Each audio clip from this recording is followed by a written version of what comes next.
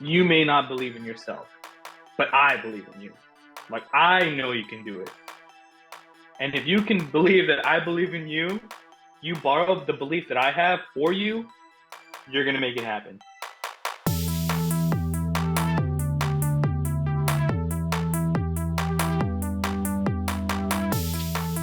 All right. It's working. All right. Nice. So, all right. This is the Light on the Trail podcast, and I am joined today I would say, with no technical difficulties so far, but Oh my gosh. with PJ. You may know his voice and have heard him before from episode 13. It's been over a year since we talked and made that episode. It's one of my most listened to episodes, actually. And I finally Nice. got to meet you. Yeah, if you didn't know that, yeah, it's definitely one of my most listened to episodes. Uh, That's cool, man. I'm honored. yeah, I think it's I like also like that it's the 13th. yeah, yeah, yeah. Neat. Yeah, and I finally got to meet you at the Tina Haas Marathon in is that Colorado Bend? Yeah, that's correct. Okay, Yeah. okay. So that was awesome, and that's through, and we'll kind of get into this more. But so you're RDing with Tina Haas, or I'm sorry, with Tejas still, right? Um, for not as many events as last year, but yeah, Right. yeah, I'll still be around here and there. Doing some stuff with him. Okay, right. So the main um, meat and potatoes. Well, before we get into that, and but no. So how have you been in the last year? I know we'll get into the big thing, but yeah, all good. Still running all around Texas and working and stuff. Oh man, so it's so hard to think about last year all the way up till now because the summer was such a big beating. Um, what was probably the most fun, at least part of my summer, was doing. I did a 50 miler at the beginning, the week before setting up for the first race of the summer series, the nighttime series called Yeah. Captain Carl's, and that was so brutal. It was such like I the first day I started setting up for Captain Carl's was essentially the second day I was recovering from that 50 miler. So I was just so defeated. I had no idea how I was going to do it.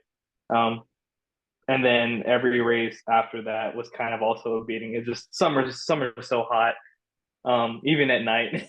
So I just feel like it was one big butt whooping. But it makes you tougher. So Yeah. thankful for it. That So not go ahead. I was just gonna say that series, the Captain Carl series, is like all within like a couple months. Like they're all like a few weeks apart from each other, right? Yeah, so typically starts the third weekend of June, so like summer solstice or whatever, and then it'll end on the third weekend of August. Typically, it's usually third or fourth weekend of August. But yeah, and they're all 3 weeks apart, four races throughout the summer. So one's at Pedernales Falls, one's at Muleshoe Bend, another is at Colorado Bend, and then the last one is at Reveille Peak Ranch. So all pretty much in like the hill country area. Right. Cool. So yeah, and that's something else I was gonna ask you too, kind of later on, but you kind of touched on it of like, I think some people think about this, and I know I do with race directors. It's like you're kind of doing the thing that everybody else loves and putting that on. Like, how much time do you get to run a race and like, go out for runs and all that stuff? So, yeah, was that the longest you've ran your 50 mile or? Well, I've done 50 miles before, but it was a DNF for Rocky Raccoon. Um, so yeah, that's the longest I've gone, but um, it's not the most amount of time I've been on my feet. Just ironically, I've done a couple other races that I was on my feet for a lot longer. I did one mountain bike race in Mexico one time that took me, I think it was like 14 and a half hours or 15 hours for a 50K on Yeah, a mountain buddy. bike. It was so dumb. It was brutal, but it was really scenic. There was one portion where we got to the bottom of this canyon, and I knew nothing about mountain biking, so I just borrowed a mountain. I didn't even have one. I just borrowed one from a friend that Yes. he had bought it at Walmart, and he was like, "Yeah, use it, whatever." Like some cheap little like $70 thing, Mountain bike, yeah. and yeah, and it was so much heavier than everyone else's bike. Everyone had like $3,000 to $10,000 bikes, and there's a portion of it where you had to swim with your bike, and I nearly drowned doing that. They had a Oh, lifeguard there, and he was just like kind of yelling at me because he didn't want to help because he was just like, "Are you good? You're good." oh Like it's no. just like and I would like swim underwater and like come out of the water and be like, "I'm good," and then Oh like my swim God. underwater, like holding my bike up. Yeah, so I mean, I've done a lot of challenging things, but 50 miles is yeah the longest I've gone. Dude, that's But yeah. yeah. Very, very cool. Yeah. Um, so how when I know it's been a couple months, we'll kind of get into it. So you started I'll call it first a new thing. You got this new chapter in your life of a perspective pacing. And at first when I saw it, I Hmm. was like, what is this? I thought at first it was like a team, like you're on like a trail running team or something. Or like part of like a race deal. And then I saw you like more about it and stuff, and I was like, oh, it's like his own jam, like his own races and things. So yeah, so let's get into what is perspective pacing and how it got started, and is it just you? Like, are you the head guy, or did you just like a team that started or whatever? And you can kind of explain everything. Yeah, so perspective pacing is like a name and a brand that I created. Um, so to kind of get to the origin of it all, Tejas Trails has had races that were owned by two different people. Um, from the beginning, Joe Prasadis was the guy who started Tejas Trails, and then there was another gentleman named Brad Quinn who had his own races and kind of partnered up with Joe and fell under the umbrella of Tejas Trails to kind of help grow his business. Um, and then when Joe sold his portion to Chris, who is the current owner, they kind of kept that deal. And then when Brad sold his portion to me, we kept that deal. And then it just timed out, and we had that discussion of keeping it or not, and decided not to. And so I wanted to kind of build my own brand and develop like um, my own style to the races and whatnot. And yeah, that's essentially how it came up. Um, yeah, yeah, yeah. Okay, okay. Um, and as far as like the name itself, um, if I tried to go back to like thinking about the first time of race directing ever came to mind, back when I was in college, I used to work for a local running store named Footworks, and man, this there was such a good time. Lots of good people there. The owner, his name was June, and the current owner, man, just good people, man. Um, his name is Jomon, and they just treated me really well. They would like sponsor me for different races and stuff, and kind of hook me up with shoes, and I would kind of just rep the name and stuff. I remember, one of the first races they sponsored me for was the South Padre Island half marathon, and I got to win that and kind of brought the trophy home. And another guy who worked for the store, his name's Hector. He won a race, and he brought the trophy to the store, and it was just cool. Like a very competitive, like running environment Yeah, within the store. healthy. Yeah. Um, yeah, yeah, yeah, it was great. But we all worked together to start um, a marathon down in the valley in the southern region of Texas, and at that time there wasn't really any major marathons or half marathons going on, and just kind of being a part of that process was like the first time I ever thought of like, oh man, like it'd be cool to like host one myself. Um, and yeah, yeah, I mean, obviously it started to come more into fruition and into mine when I started getting involved with Tejas Trails after I graduated college, and then fully, when Brad Quinn decided to sell his portion of Tejas to me. Okay, okay. Nice. Yeah. So with it, let's see. So it started, and then how? how long has it been a thing? Because I feel like it's been, I'm so bad with time. I want to say like 6 months, but is that like, it could have been before that. I think like the first time we announced it was in February, I guess. Okay, okay, I'm not too far off. Yeah, so earlier Yeah, this year. yeah. So that's the second month. We're in September, 7 months. Yeah, you're pretty spot All on. right.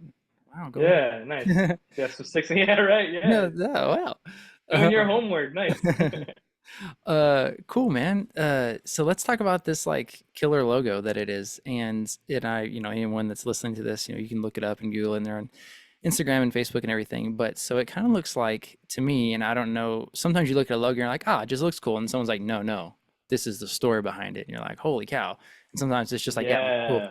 Yeah. So it kind of looks like a camera aperture and then like a foot, but it's just like the I want to say skeletal foot, whatever, just the skeleton of a foot, but certain things blacked out and stuff. But it's cool. It's kind of tough, but it's interesting and everything. Is there a story behind that, or who kind of made that up? Oh, dude, that makes me so happy that you actually know what it is. Like, The camera, the like aperture. yeah, yeah, that's exactly what it is. Because like I've had other people think like, oh, like it's hazards. It's supposed to look like sketchy and dangerous, like Put like bones and death and this and that. oh Yeah, like, but no, that's exactly what it is. It's an aperture, right? And it's like um just looking through the lens, right? And it was so cool that you say that because I was listening to you and Nikki talk, and Nikki's an acquaintance, and I just that dude oh is awesome. Yeah, yeah, yeah. I remember when he first started taking pictures and stuff, but um, dude, what he's doing is crazy. Like he's all over the place now. But anyway, like I remember him talking about having your own style and doing things your own way and kind of growing confident in that. But it's essentially a part of like why I decided to have that in the background. I really wanted that to kind of be um a blueprint for the thought behind the image, right? Like there's so much that you can gain from a trail run. And man, there's this one quote by Steve Prefontaine where he says like, a run is a work of art and it can impact you in as many ways as you're capable of thinking.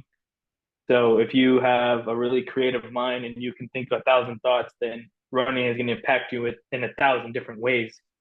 And man, if you were just to say this one person is going to look at this trail run and see this one thing, and this next person is going to look at this trail run and see another thing, and this next person, and so on and so forth.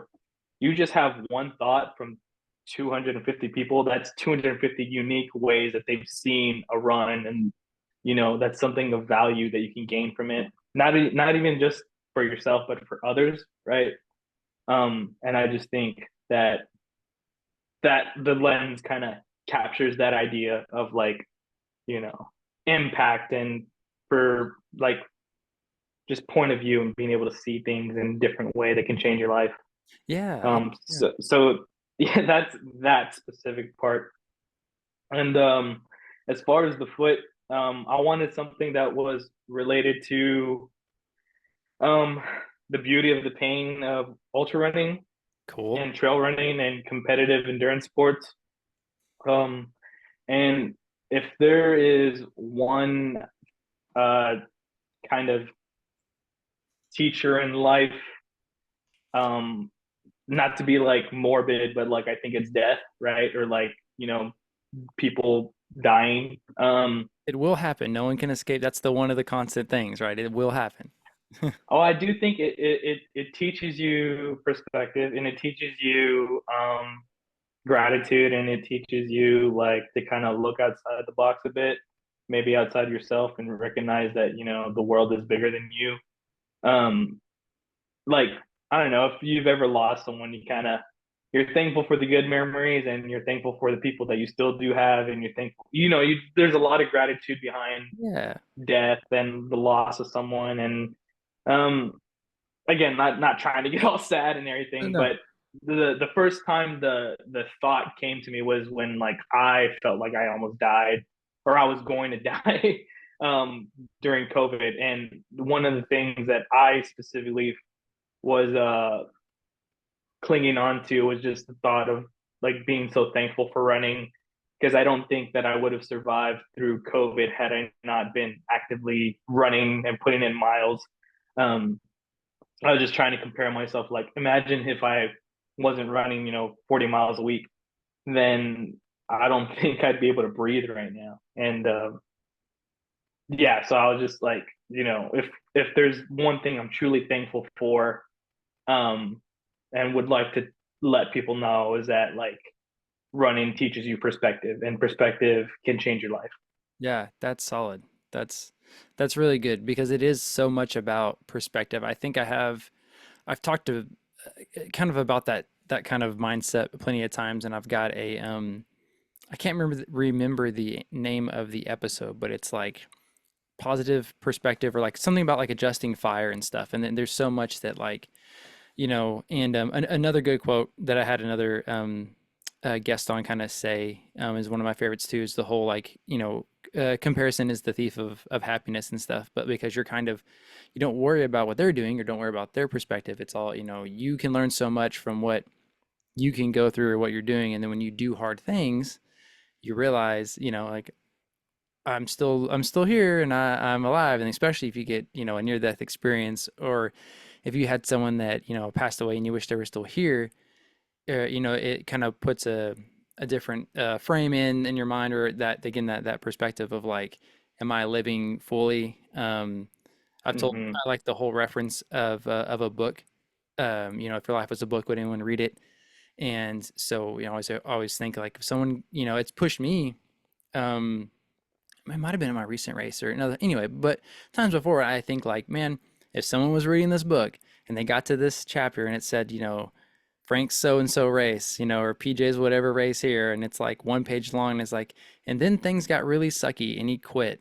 The end. Like, they're gonna close the book. That's not an I exciting chapter mean, of your life. yeah, What they get, they're like, and then they knuckled down and shut up and they kept going, and then they learn that they didn't die and they can keep so there's you yeah, I'm totally with you. Yeah, and some people may not connect with running, it may be something else, whatever it is, but sure. it just, that foundation of like pushing yourself and doing the hard things, and knowing that are you living, how you can live and stuff is great. And to tell the listeners, I caught a little bit of the story because we're having such bad technical problems last time we tried to record, but I heard it's kind of where it broke up. Unfortunately, we were talking about the kind of start of perspective pacing, and you were telling this gnarly story about you almost dying somewhere, and because you were Oh my like gosh. throwing your guts up or something, and you're like, "This is it," and you try to call your someone at the time or whatever. But yeah, so we can kind of pick it up there Yeah. if that's where we're talking about. Yeah, Yeah, man. Oh gosh, I'm like kind of embarrassed to tell this just because like the pride and the bravado, right? Like it's like sometimes you want to think that you don't have it, and then you get into a situation, and then you're like, oh, like this this what was the situation just ended up being so much worse because I thought I could handle it, but well, just to start where I had the first day that I kind of started to feel the symptoms of COVID. I was house sitting for a friend of mine, and him and his family went off to Colorado, and I just started coughing, and it was just like becoming more and more abnormal. My heart rate started going up, and I was kind of freaking out. I was like, "This isn't normal."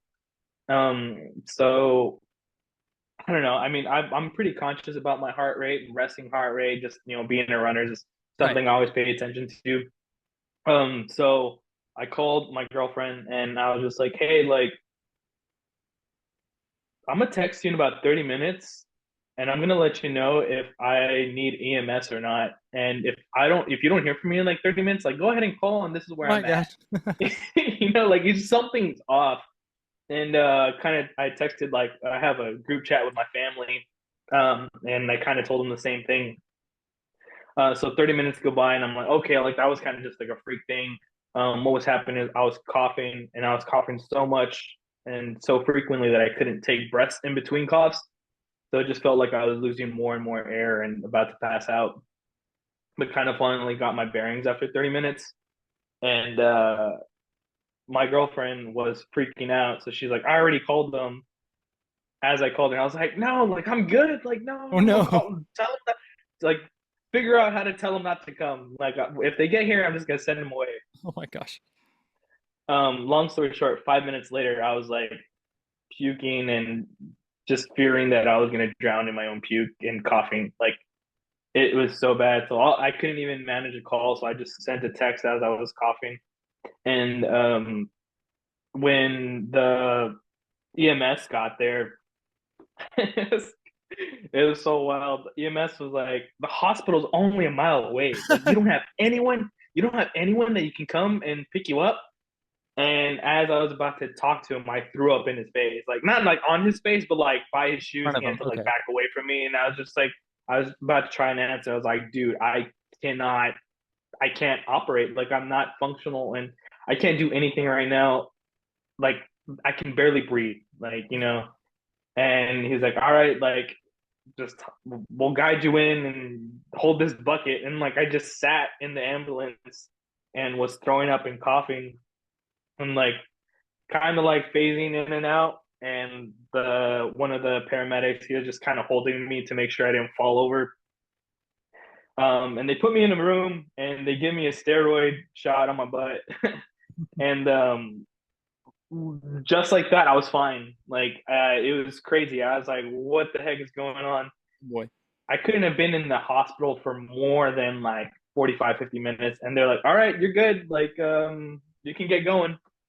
And I was like, I feel like I was like super close to death right now. Like, I don't feel comfortable Right. leaving. Like, I'm just and gonna go they're now and stop by McDonald's. Yeah, okay.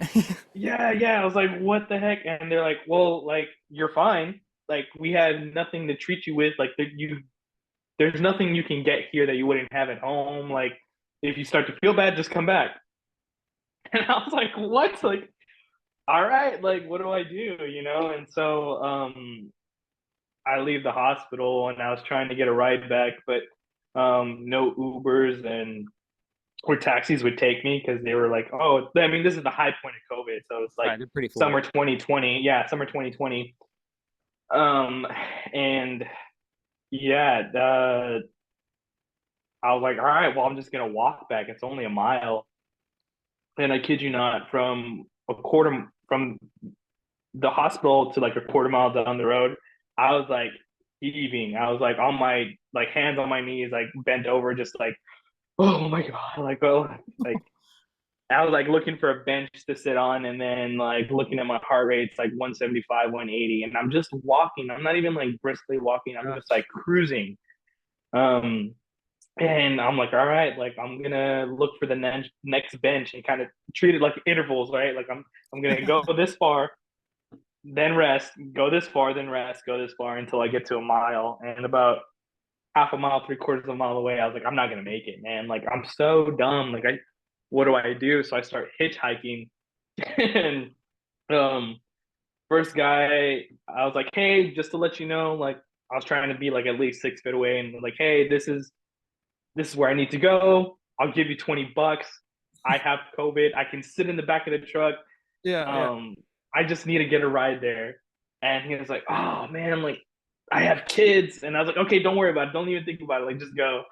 And like that conversation took a lot out of me. So I just sat back down and like was like, Holy cow. with my thumb out on the road, like, hey, like anyone else? Like two other cars came by and they're like, oh, sorry, like I don't want to catch it, like all good. And then that first guy actually came back. So yeah, yeah, he came back and he's like, hey, you can sit in the bed of the truck and I'll take you where you need to go. So I was kind of just shouting directions at him, which was also taking a lot out of me. And I was like, all right, just like hang on, you're almost there. Like sitting in the back was kind of like scary too. Yeah.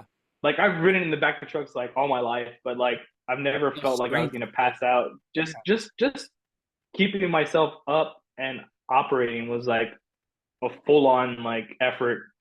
And so like we get there and I try to hand him $20 and he's like, oh no, I'm good. Like he didn't want to touch the money. And so I was like, all right. Thanks, man. And yeah, this entire time I'm updating my family and my family actually drove all the way from the valley.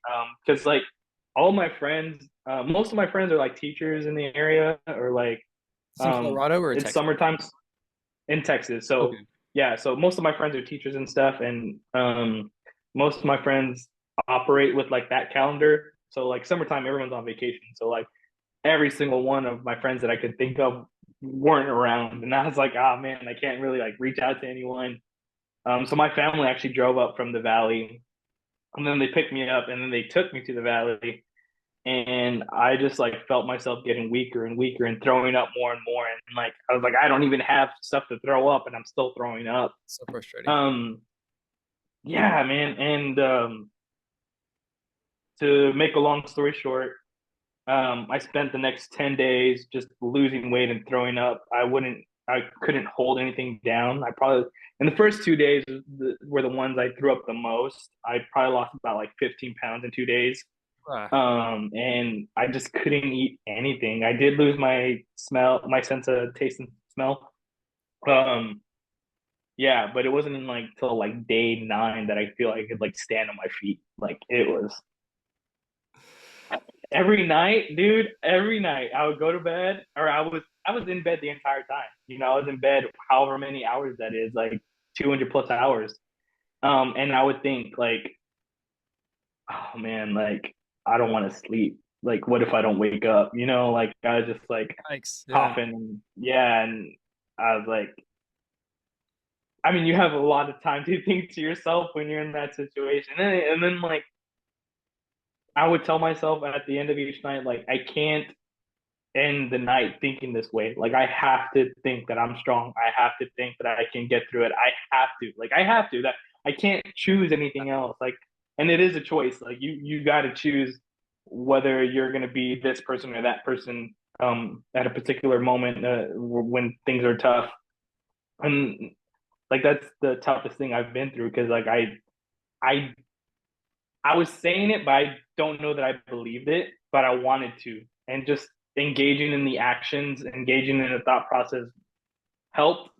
Yeah. Yeah. Um, Mindset. Yeah. and yeah, yeah. And it's like, this is the longest, hardest I've had to fight for myself. And it's not a fight that I wanted, but it's just the fight I was in.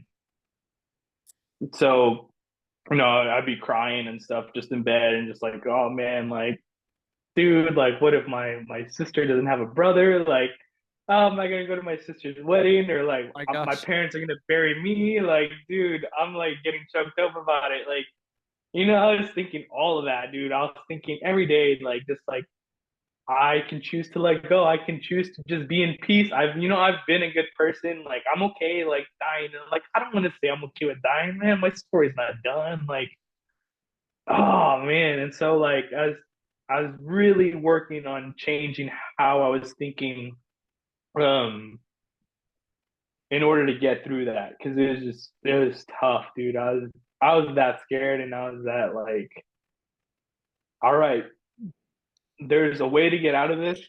Sorry, my You're good. earphone dropped. There's a way to get out of this, and it's not gonna happen when you start thinking this way.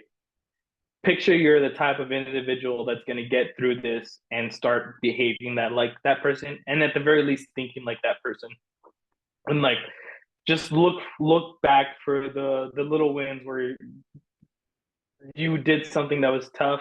Like nothing's this tough, but there are things that you've done that are difficult, and there are ways you've gotten through those difficult things. What were you thinking at those times, and how can you apply it right now? And it just led me to being so thankful for opportunities, right? And like opportunities like usually come along with a new perspective, and like that was again like that, like every night I kept getting back to like, if I change how I'm thinking right now, I'll get through this. If I look at this from another perspective, I'll get through this. If I keep like flipping the script, then I'll be okay. And so um yeah, that's where the thought came from. And just like again, changing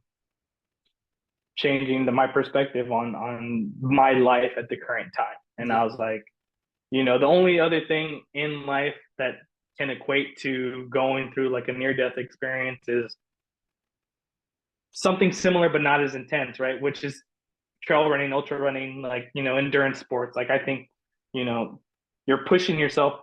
It is a choice. It's not something where, you just had it thrown on you, but you do experience some of that to an extent, right? Like in trail runs, you don't choose to have like a bad stomach day. You don't choose to have a cramp. You don't Oh choose yeah. to have like, there are some things you do have to go through where you're like, oh crap, all right, let's figure it out.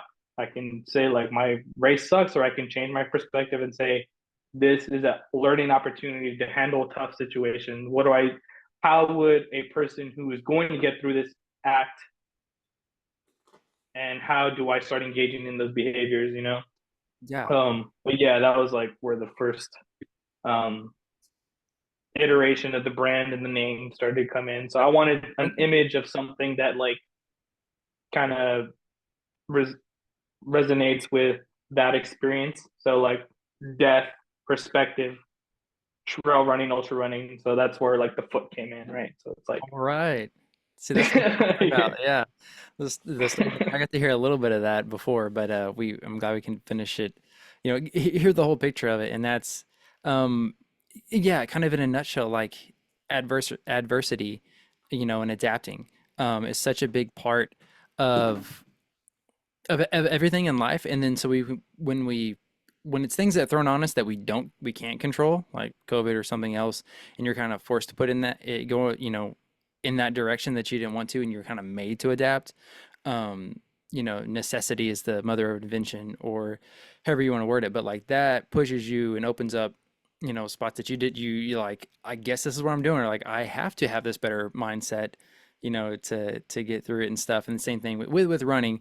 Whatever will happen, you may be planning for this race for 5 months, 5 years, whatever be it, and like, oh, here's my first 100K, and wouldn't you know, I forgot my favorite pair of socks, and now I got to wear, whatever, and my stomach hurts. Oh, and it's raining. There's always weather. You can't control that. So, adaptability and, self-awareness and adversity, and just kind of having this like loop of like, this is what's going on. This is how I can fix it. Let's try this. And, keeping the positive mindset and stuff helps like so much. So yeah, it's a killer looking logo anyway. And we'll be able for I the, appreciate it, man. yeah. Yeah.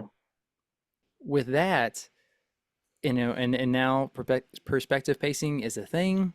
So what can people expect? Is there something you're excited about, or is there some new races that you're happy to kind of put on, or what can people expect?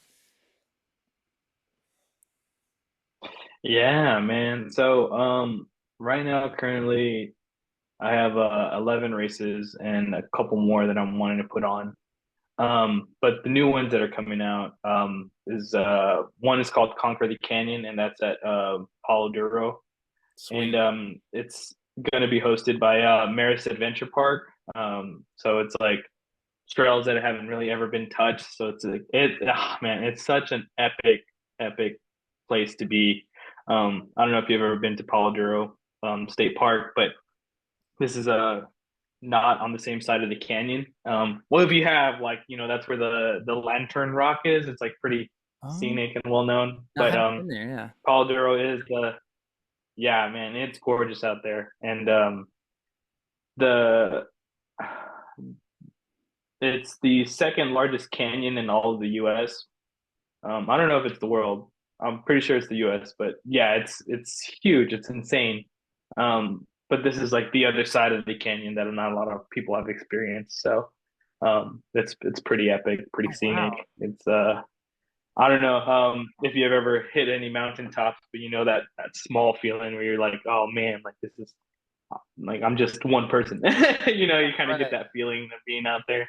Yeah. Um, Awesome.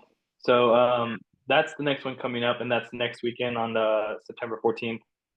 And then the following weekend, I have another race at Inks Lake State Park. Um, pretty cool spot. Most well known for the Devil's Watering Hole, which is there. It's a pretty fun spot to cool off. So There I've been. I'm Yeah. excited for that one. Yo, you have? Yeah. Yeah. Yeah. Okay, nice. Yeah, so got a race there. Um, there's another venue that contacted me about hosting a race there. We haven't put it in yet, but that might be coming out in November. Oh, and then two other races that were previously hosted by another trail running company. I'm gonna end up putting on races for. So one will be at Colorado Bend. Um, So just I host the race there already in the summertime, but I'll host one um, late winter, and then early summer I'll host another race at Krause Springs. So that's also another place that's really nice to go cool off in the summertime. So Oh, wow.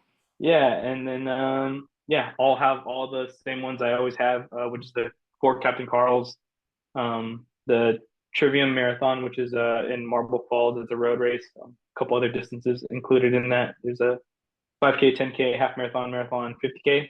Like that one, the first weekend of November.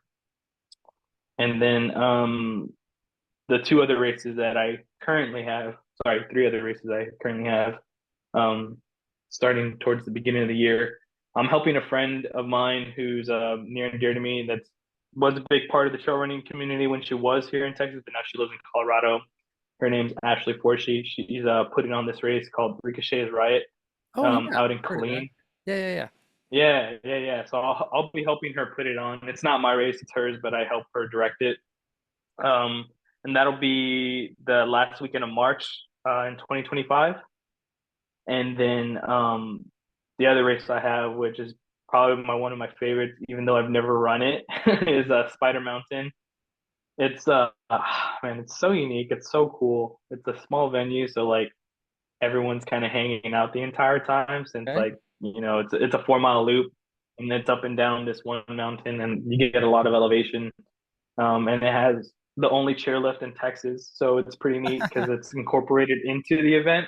Oh, wow. And like you would think, I don't know that you wouldn't see much going on a ski lift in Texas, climbing only 400 feet, but when you're on it, you're like, oh man, like we're so high up. Like, I don't know. It might just be me because I'm scared of heights, but when I ride that thing, I'm like, oh man, like I start getting all my stomach kind of sinks down into my butt. um, so yeah, and then the last one I have going on is in October. The last one that I haven't mentioned is in October 5th.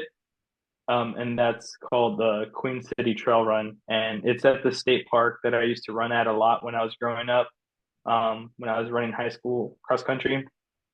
I would, kind of go to that park to kind of find my peace and stuff. And it was always pretty quiet there, so I could get a lot of miles without being disturbed. It's not a big park, but one thing that I really want to do is just help the sport of trail running, ultra running grow back where I grew up in that area. Yeah, yeah.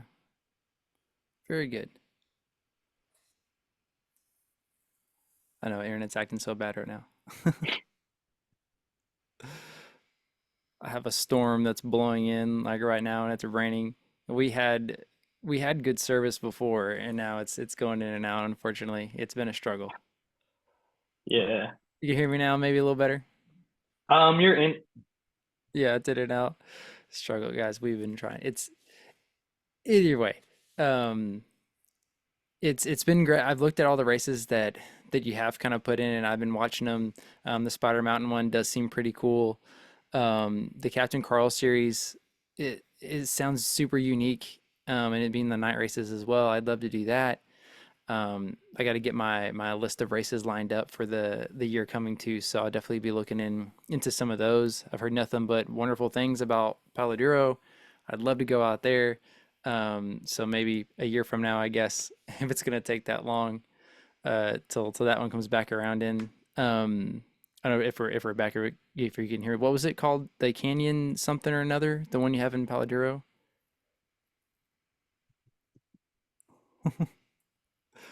No, yeah, the screen's all like flash, like, hey, you have bad internet connection. Hey, your internet's bad. They're just having a type so rough. Here, I'll wait till it comes back.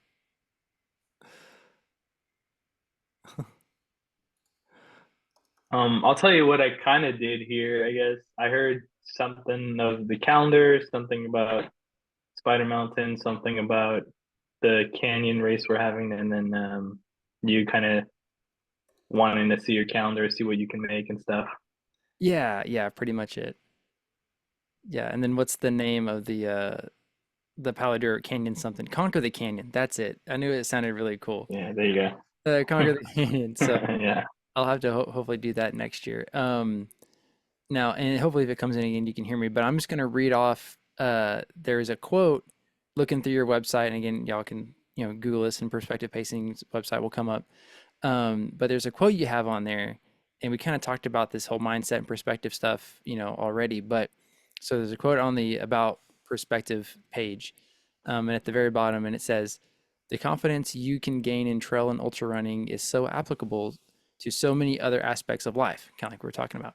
So you borrow the belief that the community provides in you until you are able to believe in yourself, and from that you become a person without limits.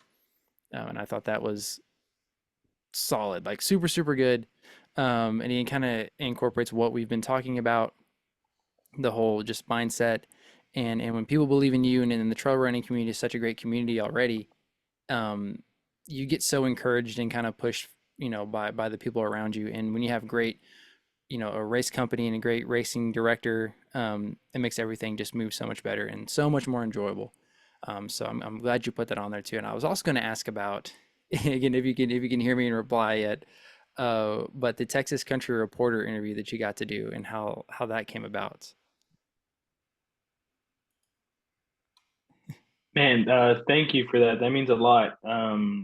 I did hear bits and pieces of that, but I just want to add really quick, just because I feel like I'm not like I am just a compilation, or like I'm just a big puzzle of like all of my favorite people.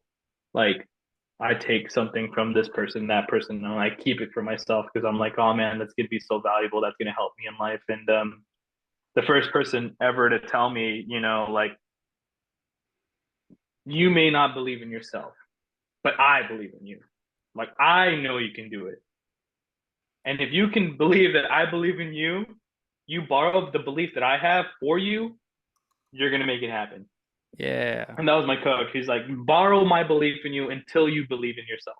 Then you can do it on your own. Then you don't need me. Then you don't have to have the support of me pushing you and telling you can do it, even though I know you can.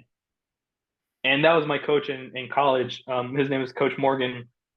And I was just like so like moved by that notion because um at the time I was kind of like the back of the team, and we'd have certain workouts where he could kind of like see like, oh, like you could be so much better, like you just need to apply yourself. And I just didn't feel that way at the time. And so like, um under their coaching and their mentorship, I became a little far better athlete than I ever would have thought. But um it stuck with me, man. It stuck with me so hard because I was like, in the course of 3 months, I got to see and hit times that I never would have thought. I was just, getting so much better, so much more fit, so much um, tougher mentally. I get to the end of workouts, and instead of being like, hang on, I'd be like, let's go, like Yeah. just so different as far as mentality. Yeah, but yeah, shout out to Coach Morgan from Wabash. But sorry to answer. What was the question you had? About the Texas Country Reporter interview. That's flipping awesome. If anyone's from Texas, they know about that. But yeah, how'd that come to be? And if you kind of quickly, whatever, that was cool. Oh man, that was so cool because like it wasn't even supposed to be about me. Um they asked me, "Hey, do you know anyone in this community who you think is a standout, who serves like all these ultra runners? We kind of just want to get a story of someone that like really serves the community and can kind of speak about trail running and the hill country." And I was like, oh yeah, like there's this person named Kate, there's this person named Ashley, there's this person named Ken, like there's this person named like I just had so many people, and I was like, yeah, like I met this person when we were doing this and we did this and this and this. And I met this person, we did this and this and this. And like um there's just so many stories that I've shared with people in the trail running community that it was really easy for me to recommend a couple people, and then they're like, you got a lot of story, like how did you get into it, like Yeah, what's yeah. what's your deal about? And I was like, I just started telling them, I was like, yeah, like, and they're like, hey, like would you mind if we do it about you instead? And I was like, I mean, Okay. yeah, sure, why not, like I'm yeah, like I'm happy to share like my experience, man, because I really think that, man, like if you have a gift and like not even just something that's like God given, like just literally anything, and you don't share it, like then that's kind of a waste, right? Like, Yeah. um, how many people, like I don't know, like let's just say your friend gifted you a mountain bike, right? And you just left it in the garage for 30 years. Like that's kind of a waste, right? Like I Yeah. literally any kind of gift, if you don't use it, it's wasted, And I have been gifted so many stories through so many people in this community because there's so many awesome individuals that if I didn't share it'd be wasted.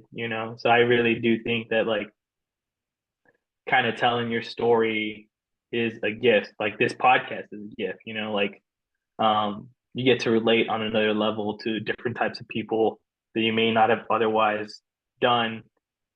And I don't know. I think connection's important, and you get connection through sharing stories, right? Like you know, uh, me and Nikki Yeah. aren't that close, but I feel connected to him, right? And anytime I talk to that guy, man, I'm like, dang, dude, he's doing the thing. Like I'm proud of him. But um, I mean, I don't even know that he feels that way, right? But like, I would hope that most people that could hear my story could somehow connect and relate in some form or fashion, and they may not get to have that opportunity unless we share. Yeah, 100%. That's a great way to put it. Sharing and just you never know when you're going to connect with somebody or you may help somebody in some way. And there's like, a beauty about that like if you're just open and like selfless above all things, a lot, and that's a big, thing in the Bible, just like love and be cool with your neighbor and give them some time and be selfless. And you have no idea how they can, how you could help them, or wherever God may lead you and things. So it was super cool. So anyone in Texas knows Texas Country Reporter, you can go to his website to find it there, or I'm sure on Texas Country Reporter too. But that was super cool. That's awesome. Uh, and we'll kind of I'm sure I'm going in Yeah. and out still, but we'll kind of we'll wrap it up here. I've got a couple. I think it is just two really. A couple quick little fire off questions, and then we'll be good to go. So, the first one, Yeah. all right. So the first one is goo or honey stinger. Ooh. Honestly, uh, man, these are supposed to be quick, but I've only ever even tried goo. I've never actually tried honey stinger, and even then, I wouldn't necessarily recommend goo. Um, what I would want if I could have it my way is they're pretty expensive, but when I tried them, they really worked well in my stomach. Is the Morn, Yeah, those are pretty incredible. I've heard good things Yeah, about those a too. little pricey, but oh, man, they're incredible. Like, and they go down so easy. It's a different type of texture too, which is interesting. But Mm. yeah, man, I don't think anything's ever sat in my stomach and processed as fast than Morn. Oh, nice. Okay, love it. Good to know. All right, Yeah. and next one. So just as far as shoes, I know these companies make multiple things too, but what about Solomon's or Saucony? Dang, so I kind of have a similar answer. Like, Or brand in general. I I'm know they running make so multiple many stuff. Sauconys. Like, so, man, so I used to work, yeah, I used to work at a specialty run shop, man. So, like, I had Brooks, New Balance, Ultras, Sauconys, like, Hoka's, like, you name the brand, I've ran in it, except Solomon. Like, I can't, Solomon and Oncloud are like the two brands that I haven't tried for myself. Yeah, same here. Um, so yeah, like I can't really answer that. Most of what I run in is Hoka, but that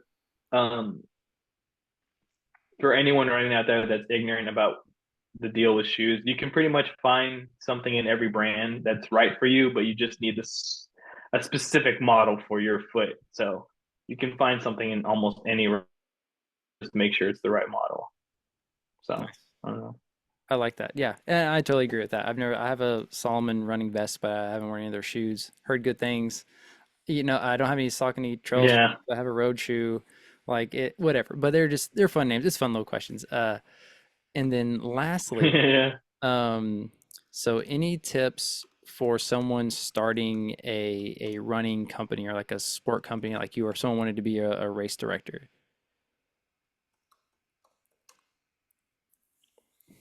Someone starting a anyone wanting to start a sport or running company, Yeah. get ready to grind, man. It doesn't stop. And not only that, but like um there's this one book I read, I can't remember, but it was like the coach of like uh Kobe, and he kept saying like you shouldn't ever